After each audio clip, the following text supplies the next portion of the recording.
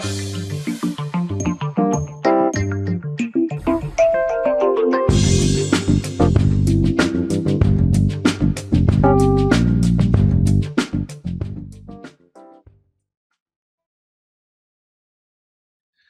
everyone, this is International Master David Pruess here for Chess.com, and today I'm going to bring you something which I've had a couple requests for, which is my game in the Cochrane Gambit of the Petrov defense from last year.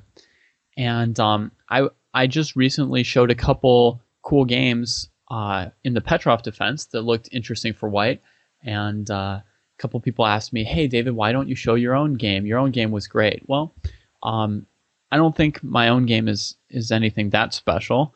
Like, it's aesthetically pleasing to me, but I don't think it's, you know, such an amazing achievement by me.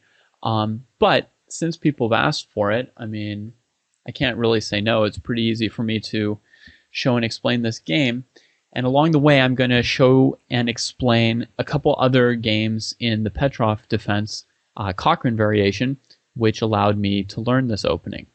So basically, this was a one-shot game by me. This is the only time I ever played the Cochrane. I had prepared it for that game, and I studied the Cochrane Gambit for about 3 hours one day in my entire life. That's it. But in those 3 hours, I think I came to understand the opening pretty decently. So I'm going to walk you through the games that I looked at and how I learned the Cochrane Gambit. Not every single game I looked at, because we won't quite have the time, but I'm going to show you a couple cool ones that stood out for me. So here we go. Let's get started. In this position, black's counting on the retreat of the white knight to regain the e-pawn by playing knight takes e4. White has an opportunity to, instead of giving black this e4 pawn, to instead give black the knight for the f pawn.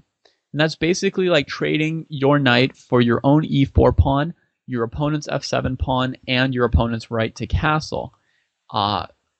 Normally, that would be a slightly bad trade for white.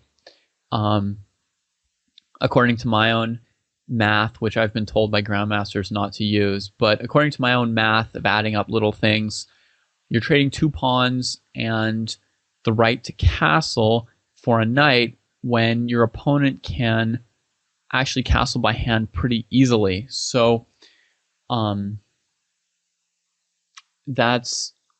it's like maybe something close to a fair trade, but since you trade off your developed knight and then you're down a tempo in development, I think overall, basically, this is a way for white to give up their opening advantage, which they could have had by playing knight to f3.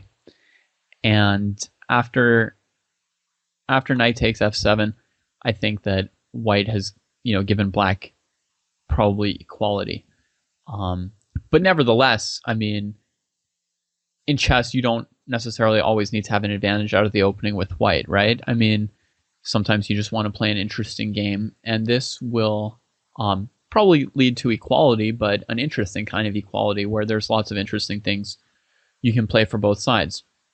So black evidently has to take this knight. And here there are 2 moves for white. We hope you enjoyed this video demo from Chess.com. Subscribe today to finish this video and get unlimited access to our full video library. Your membership also includes access to Chess Mentor, the most advanced interactive training tool available anywhere. You'll also get full access to the Opening Explorer, Tactics Trainer, and much, much more. So sign up today and get serious about improving your game.